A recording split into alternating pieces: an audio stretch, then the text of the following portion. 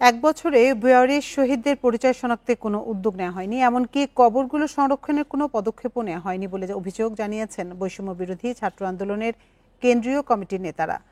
Bundle থাকলে প্রতি সেনমানিতে টাকা বাঁচবে। বিকাশ সেনমানি বান্ডেল কিনে জিতুন প্রতি লেনদেনে।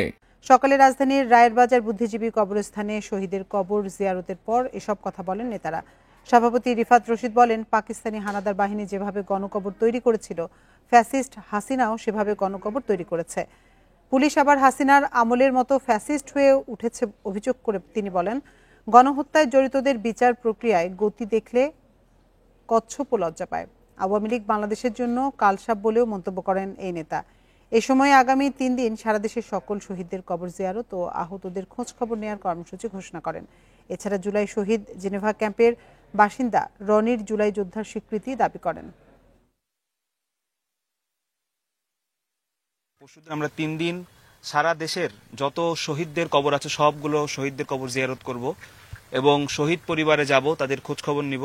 সংস্কার একটি চলমান প্রক্রিয়া, যেরকম সত্য সেইভাবে মৌলিক সংস্কার ব্যতীত আমাদের একটি নতুন করে সংসদে যাওয়া, নতুন করে একটি নির্বাচন হওয়ারও কোনো প্রকার সুযোগ নেই। মৌলিক সংস্কারের প্রতি আমাদের আসলে বলবো যে এখানে জিরো টলারেন্স নীতি গ্রহণ করা হবে।